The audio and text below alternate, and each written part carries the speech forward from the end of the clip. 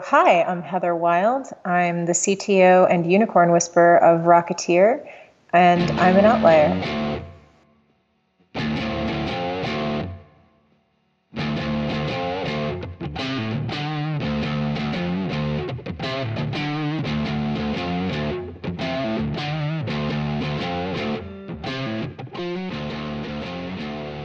Hey everybody, welcome to Outlier on Air, the podcast where we interview founders, disruptors, and mavens.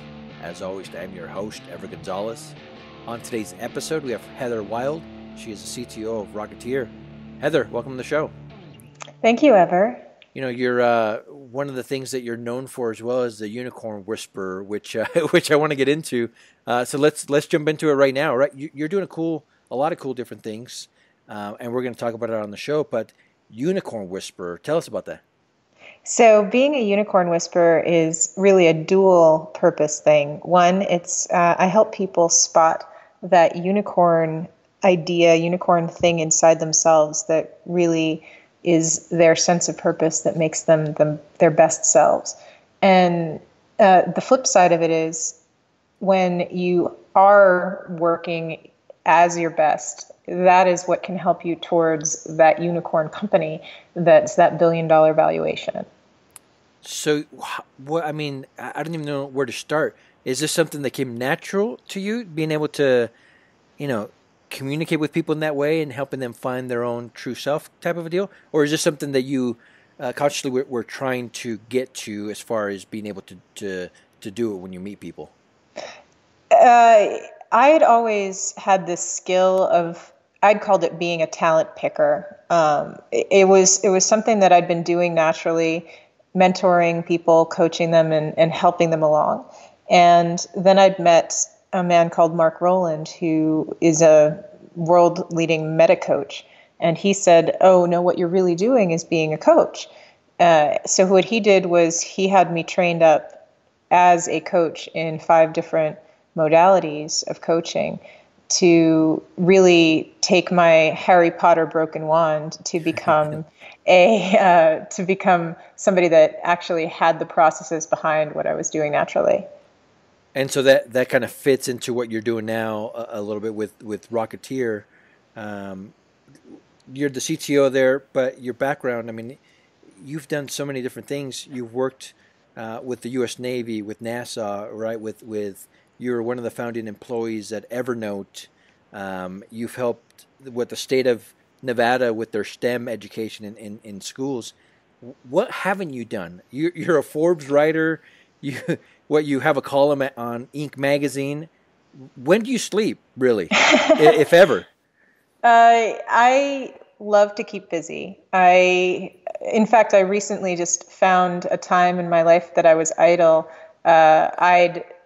I found when I was younger, I was actually on message boards a lot, and I noticed that it was a time that I was at work. I didn't have as much to do. So instead, I became an ambassador for Replay TV, just as a volunteer thing. And I had about 2,000 online messages that I had posted as an unofficial ambassador for them within a year. Wow. So I keep myself busy. And if I don't have a lot of things going on, then I make stuff up to do. So, I've done a lot of things, and that's just my natural state. So then how do you introduce yourself at conferences or at parties? Well, I'm the unicorn whisperer. Okay. Nice and easy. Yeah, and that's something that generally opens up conversations pretty well. I can imagine. They're like, wait, you're the what? Exactly. Perfect. That's a good way to get their attention, right? Yeah. Okay, before we kind of dive in too deep into what you're doing as well, tell us where you're calling us from. I want to be able to paint the picture to our audience of, your overall self. So I am actually in my favorite place in the world right now. Not only am I in Las Vegas, Nevada, which is a great place, but I am in my kitchen, which is where I do most of my work from. When I'm at home, or even on the road, I try to be around a kitchen because I feel most at home when I'm cooking. Uh-huh. And I even will coach people while cooking. Really? I'll do cooking coaching sessions. So it's cooking is a big part of me, and so that's where I am.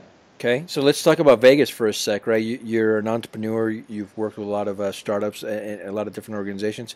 What's the overall vibe there in Vegas when it comes to business, entrepreneurship, startups, all that stuff? Because there's been some ups and some downs, right? What is it like right now? Las Vegas is a scrappy entrepreneurial city.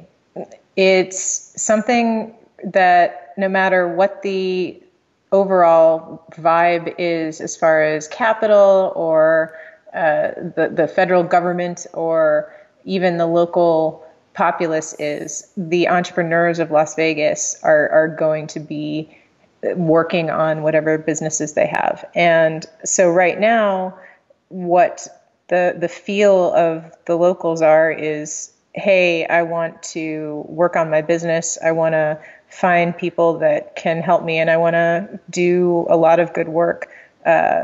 It's a really interesting community here because we have 2.5 million people that live here, but 40 million visitors every year. Mm-hmm.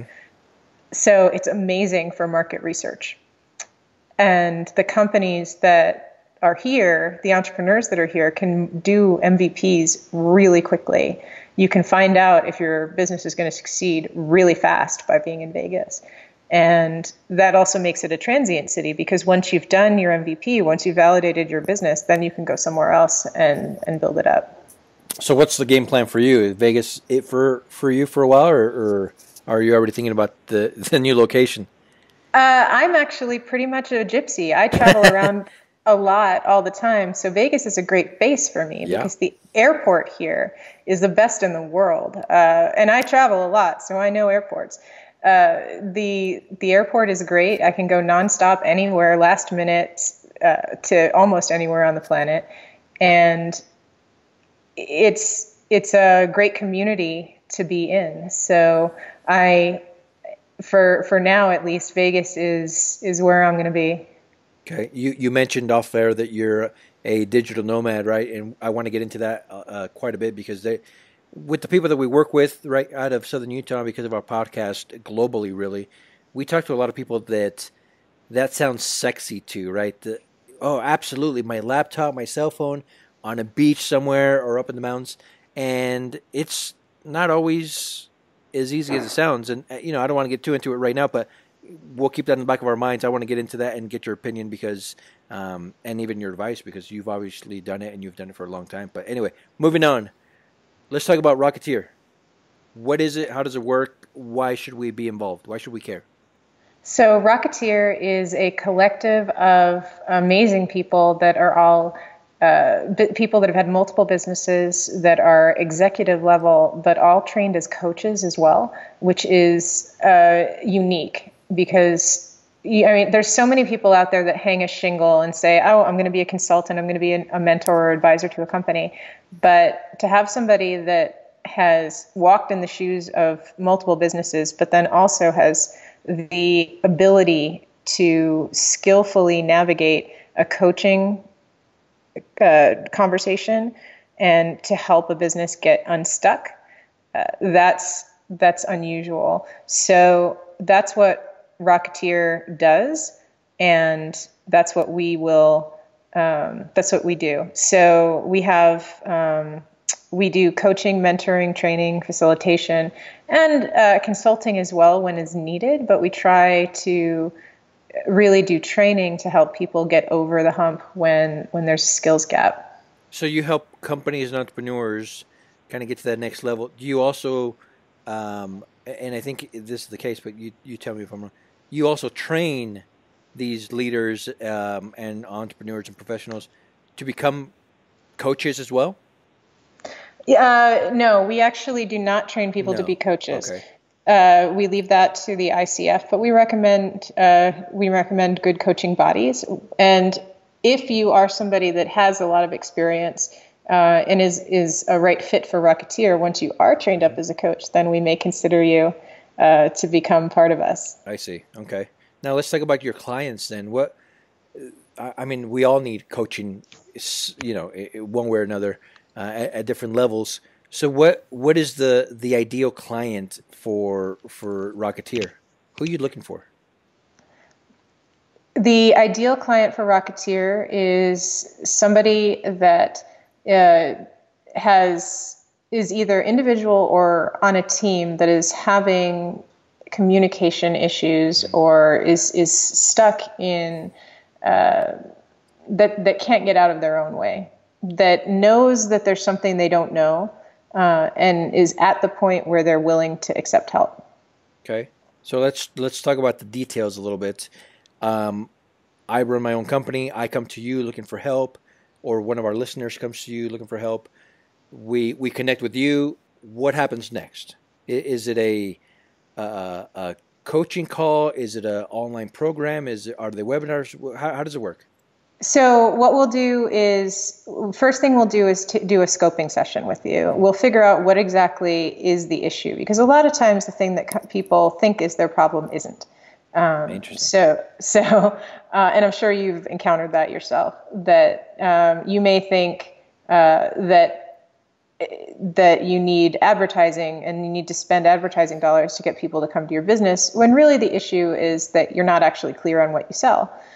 So what you should be doing is figuring out your value proposition first. Then you can figure out who your customers are, and then you can actually go to them and sell it. Mm-hmm. So what we'll do is we'll do that on a scoping call. We'll come up with a package of services that will fit you directly, and then we'll go through and figure out who on our team would be best fit for you to do that.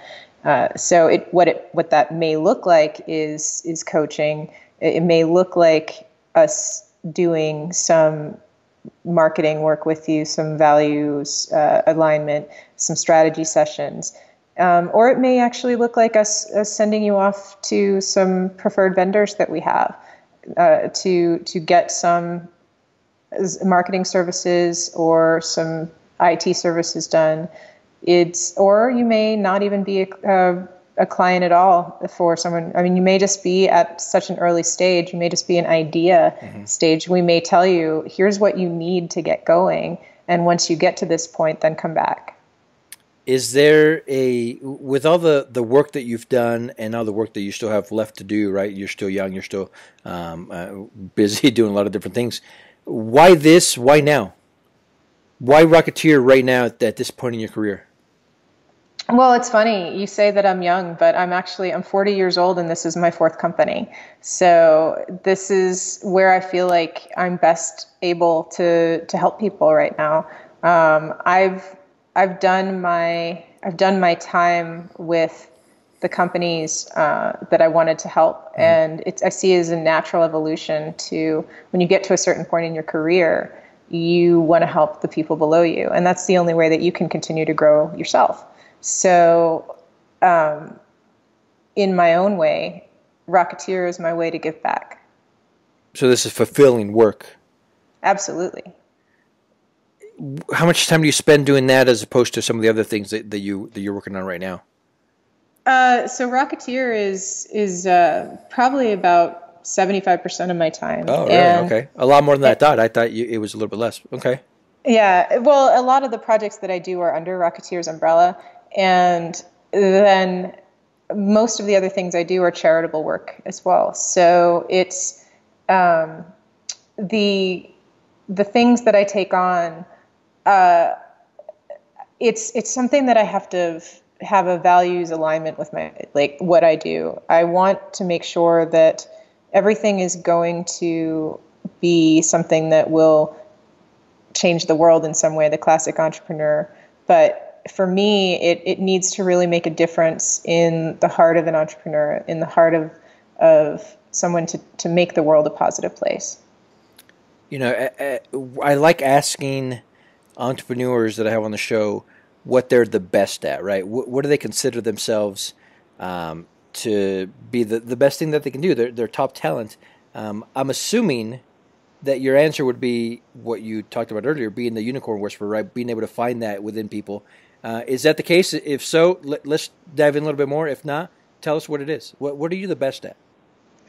Yes. So I've come to accept over the years that the thing that I am best at is bringing out that talent in others and helping them to light up, helping them when they realize what it is that makes them really their most them. Is there, with all the people that you work with, is there a common theme as to why some of us haven't been able to find that or understand that or even be able to leverage that? Or is it all over the board because we're all completely different? For most people, it's that they, as much as they say they don't think inside of a box, they do think inside of a box. And it's getting them over that hump of understanding that the thing that drives you can be utilized for everything you do. That's where I'm the most help. So, for example, if the thing that drives you the most, if the thing that makes you the most passionate is your children and your love of your children, and that's what gets you up in the morning, and it's killing you when you're an entrepreneur that you're away from them. But the whole point of you being an entrepreneur is to do all this for your children so that they can have a better future, and yet you're not with your children, mm-hmm. Then you have a values clash. So how can you turn your number one value, your love for your children, that thing that gets you up in the morning, into something that's driving your business, into something that's powering you? And that's the kind of thing that I can get people to see. Also, one of the people that I coach, she's an Olympic level athlete, and she had to give up her dream of winning an Olympic gold medal. But the thing is, she's an Olympic athlete, and that's the thing she loved most in the world. And yet, just because she's not doing it anymore doesn't mean that that's not her number one driving force. Mm-hmm. So using that power can allow her to, if she funnels that into everything else she does, then she can be just as successful doing other things. So rather than sitting around and being sad that she's not an Olympic athlete, she can instead use that driving force, that passion she felt as an athlete, to become a success. Have there been cases where you haven't been able to help them, either because of attitude or just really they weren't able to find anything? I mean, I'm assuming you've had some tough cases. Everyone's been able to find something. Really? Okay. The tough cases are when when you have to go into challenge over and over. The worst that I've run into was people like to go into story and explain over and over why they do a certain thing and go into the context of things because they feel that that's what's important. And after 6 weeks of a founder telling me why they were doing a certain thing, I just told him, I'm hanging up on you and I'm not going to listen to you tell this story over and over again. You know exactly what you need to do. Call me when you've done it. Tough love. And yeah, and that's what a good coach will do. That's what a good sponsor or mentor should do. You don't listen to the story. You help them with the solution. And it wasn't an hour later that he called me back with, like, having had the tough conversation that he knew he needed to have because he was just shocked into action. I'd love talking to people like you, very accomplished, right? They know exactly what they want to do. You have a purpose and a drive, and you're helping a lot of people around you. So for you personally right now, what are you struggling with right now? What are some of the things that, maybe you're trying to work on as an entrepreneur to kind of get yourself to that next level? Well, one of the things that I'm working on right now is I'm an engineer. And on one of my main projects, I am my co-founder on this project is a designer. And she and I are great friends. And we get along exceptionally well. But as an engineer, I care about the things you can't see. Mm-hmm. And as a designer, she cares about the things you can see. Sure. So we're often at a clash. because the things that I feel are the most important are not the things that she feels are the most important. And we have the same communication issues that every other group would have at this. And what's difficult is I have to be an advisor to us from the third party, like jump out of myself and advise us, while also being in the middle of this emotional soup. And it can be difficult because, yes, you're going to blow up at each other sometimes, but you also have to be able to de-escalate situations as quickly as possible. But we're human. So sometimes we're going to hurt each other's feelings. And you just have to accept that's going to happen and mitigate as much as possible. Is it weird for your partners to be like, hey, are you using those coaching techniques on me, or get out of my head type of a deal, or is it welcomed? Right? They see it as such an asset. They do. Good.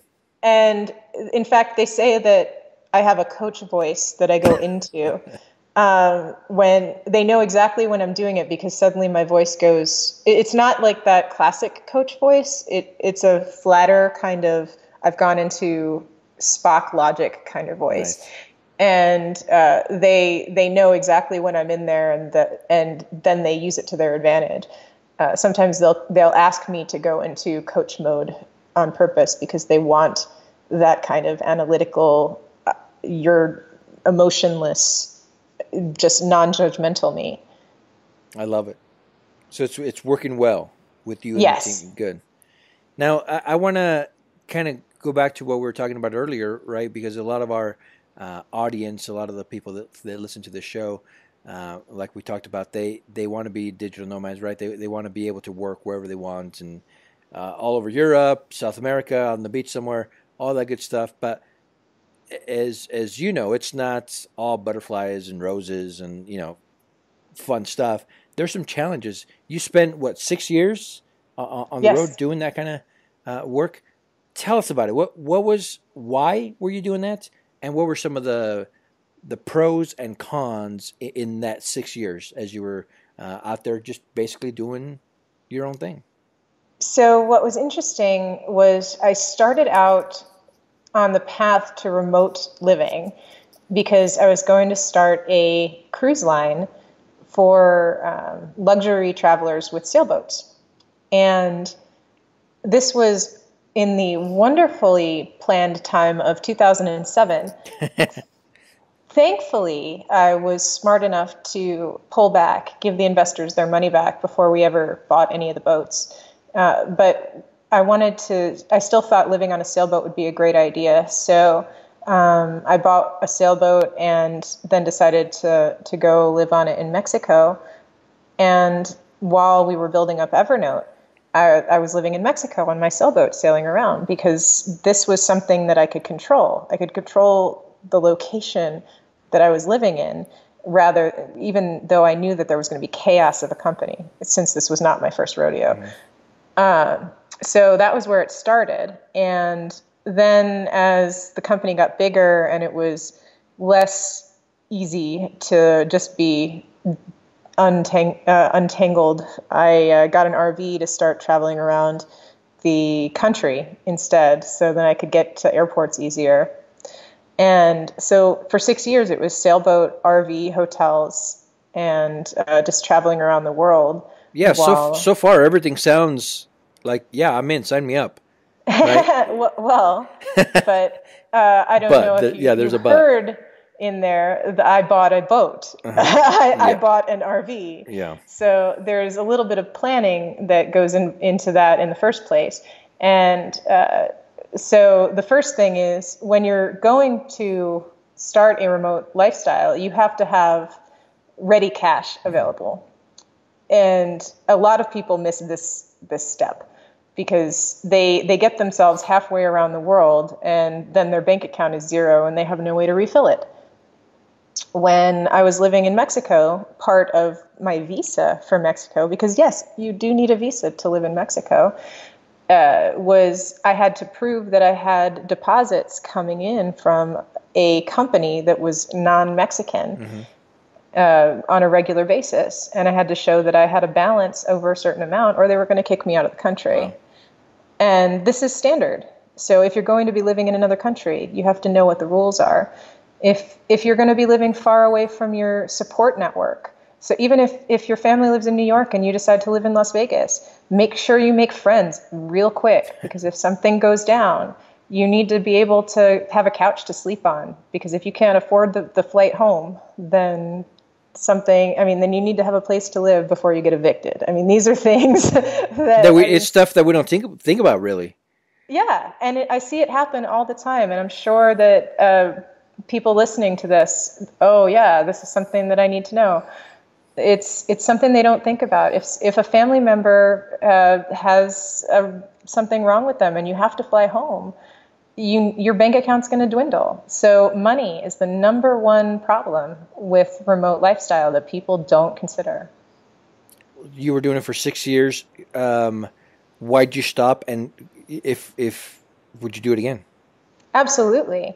And I actually don't consider myself having stopped. I do have a place in Las Vegas that I use as my base of operations, but I'm on the road more than 6 months a year as a speaker, as a consultant. I live in hotels, in random hostels, in fact, I think as I've gotten older, I've regressed back to my 20s, where I'm willing to stay in different places. I'll sleep on a beach if I think it's safe enough, because I don't want to miss any experiences. That's funny. It's usually the other way around, right? When we're in our 20s and early 30s, we're like, oh yeah, let's go do this. As we get older, we're like, no, I need a little bit more comfort, a little bit more stableness in my life. But you're saying you're still up for it. Yeah, and I mean, I actually took a Panama Canal cruise that was 22 days, and I managed to work every single day on that cruise. Nice. Because I made sure that the internet was taken care of. And and that's the key, as long as you have stable internet and you've planned it out properly, then you can work from anywhere. But it's all about the planning and managing the expectations of your clients and making sure that they know where you're going to be, when they can reach you, what your SLA to them is going to be, like how fast you're going to be able to respond to them, in what form, whether you're going to be able to call them or if it's going to be just an email, that kind of thing. So managing the expectations is very important. But I don't believe in waiting till tomorrow for you to live your life.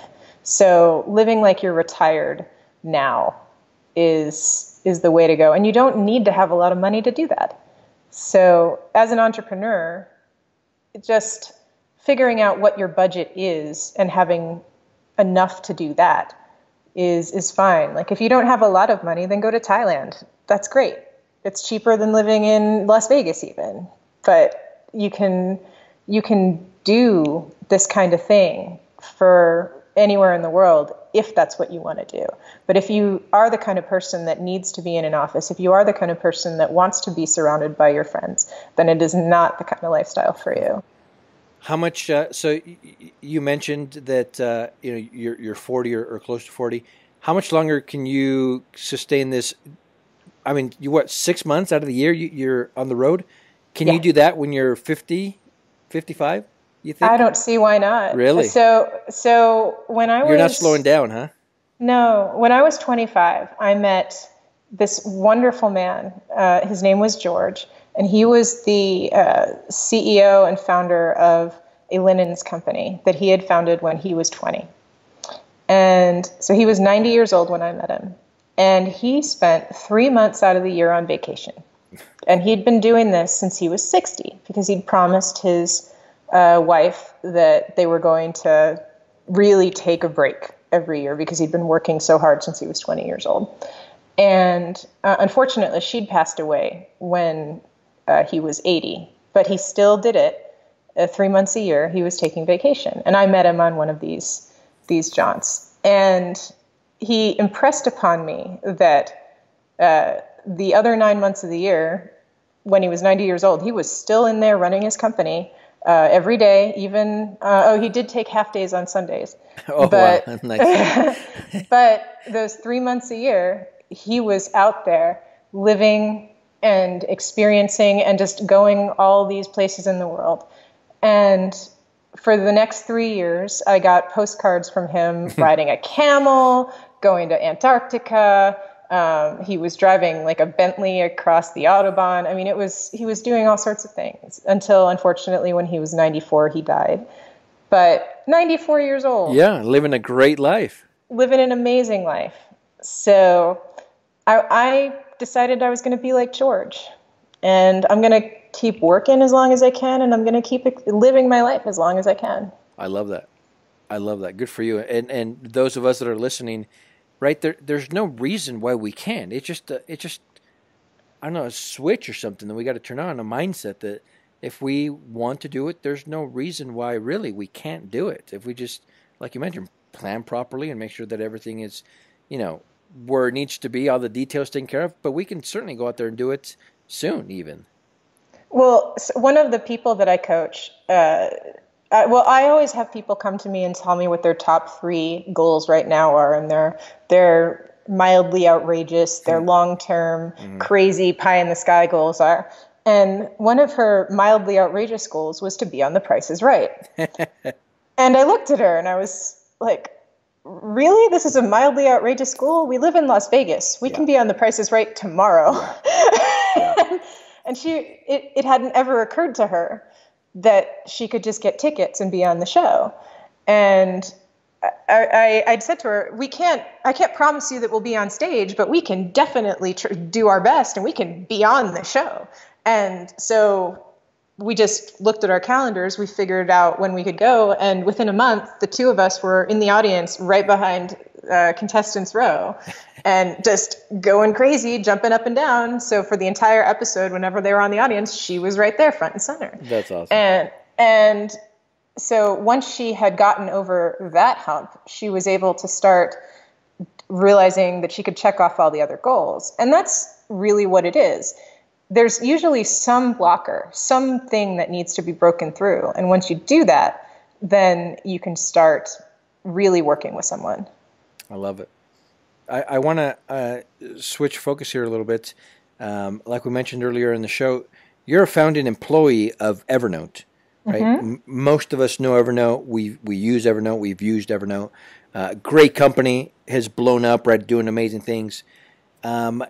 Being a founding employee, did you know that, was this just another job, or did you know that it was going to turn into what it turned into? We had an inkling that there was something special about it. So when my team joined Evernote, so I came with Phil Libin and 7 other people from a company called Core Street, which was a security company that is directly responsible for the door locks in the cockpits and most of the hotels and even businesses worldwide now. And so we saw this Windows-only note-taking software that was languishing for a couple of years, and we saw that it really had the potential to change the way that people stored their memories for life. So by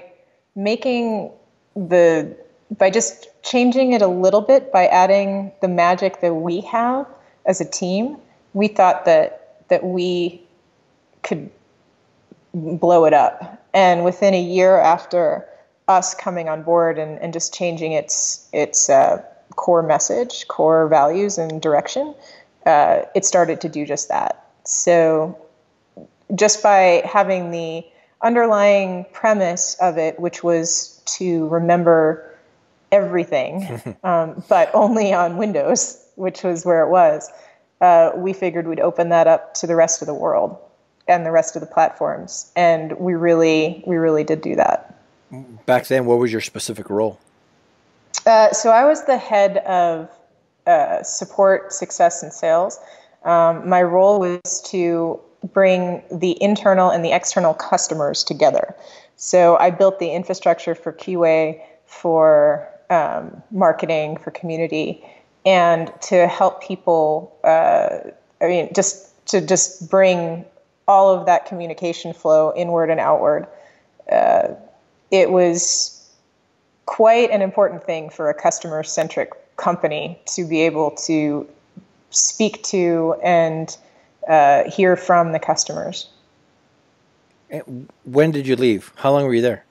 I was there for 6 years. Okay. So under my direct direction, we opened up 9 offices, added 42 different languages, and we expanded into, let's see, I think we expanded our reach into 100 different countries. So, I mean, you could say worldwide, but we there were only certain countries that we could take payments from. Mm-hmm. So it was quite an undertaking to be able to support all of those customers and make sure that they were all listened to and valued. That's a big deal. Yeah. You did quite a bit in those 6 years. Yeah, it was pretty big. What was neat was really paying attention to what the customers were reacting to, so that we could then validate what we felt had been important, and then also be a little bit reactionary when we needed to. I just love your history, your attitude, everything that you've done, everything that you're going to continue to do. It's very inspiring, right? And it's one of those things that I love introducing people like you to our audience, just because I think our audience is going to get a lot of value from listening to you and your stories, and obviously now being able to follow you online as well. When we have you back on this show in 3 years, what are we going to be talking about? Oh, in 3 years, we're going to be talking about how we've been all turned over to our driverless cars, and I'm so excited about how we're 3D printing new hands for people that were previously paraplegics or had lost their limbs and things like that. And because biomechatronics is really something that I'm fascinated by, but also just all of the advances in anticipatory design that are coming out there, because I'm very excited in companies that are using machine learning to come up with what customers want before they know they want it. It's going to be exciting. I'm looking forward to it. Now that as we slowly start to wrap up here, when all of this is said and done, right, at the end of the day, how do you want to be remembered? I would like to be remembered as someone that helped someone else to understand who they were inside. Nice and easy and to the point. You're well on your way, I'm assuming, right? You're well on your way. Right? Can you even how do you quantify that? Yeah, I mean, or really, how many people have you talked to? How many people have you worked with? Do you know? Is there a number or a pretty close estimate? So as of right now, ROCeteer has worked with over 400 companies and founders. So there's that many. And everyone that I've worked with says that they're happier at the end of every conversation they have with me. So that's something. But what's hard to measure is my direct impact, because a lot of people could say, oh yeah, I feel better after talking to you. But all I'm doing is bringing things out of them that were already there. So I'm happy if a person becomes who they're supposed to be. I love it. And that I can see that for sure. And I'm sure it happens all the time. And I don't know, what this would look like on the other end, but I'm assuming that you can see progress, or when they stop making progress, you can see all of it, right? With yes. the people that you've worked with. Absolutely. Yeah. The good and the bad, I'm assuming too, right? So yeah. Everything you're doing, we're big fans. I love, again, the fact that you know exactly who you are, what you want to do, who you want to help, and how you want to help them. Very important. A lot of us are still trying to figure out who we are, what we want to do, all that good stuff. We have companies, we're running, we're in the trenches, all that good stuff. But I don't know, maybe we're still we're floating around a little bit, and I think this is going to bring a little bit of clarity to us and those that are listening. Now, last question, as we are listening to you and all the work that you've done, overall, what kind of advice would you have for our audience? Something that can kind of get us to that next level. The main advice that I always give to people is ask for help. No matter what, no matter if you think you don't need it, ask for help, because there's always going to be somebody who has a different perspective on what's going on. And even if you think everything's going great, somebody else may see something that you're missing. So if it can't hurt you to bring in another person's perspective. It's hard for us sometimes, though, right? Oh, it's always hard, because you're going to hear things that you don't want to hear. But when you hear those things and they make you feel bad, then that means they're true.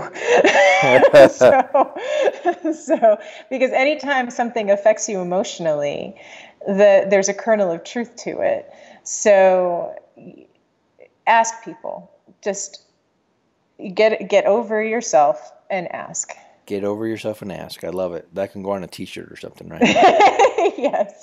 For those that are interested, that they want to connect with you, they want to find out more about you and everything that you're doing, where can we find you online?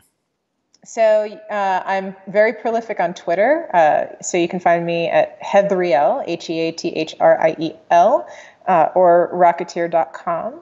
And I believe you're going to be posting those links as well. Absolutely. So Outliers, you can go to outliermagazine.co. That's outliermagazine.co. First of all, subscribe to our podcast, rate, review it. If you enjoyed this episode, share it with your friends. But more importantly, there you're going to find links to Heather's website, social media links. Feel free to reach out to her, say hello. She's obviously the real deal. She's doing some amazing things. So say hello. Heather, this has been amazing. We really appreciate you taking the time to talk to us, for sharing your words of wisdom, for just kind of telling us your story and the advice towards the end. So thank you for being on the show. Thank you, Ever. I've had a great time. Great, thanks. So Outliers, we'll talk to you tomorrow.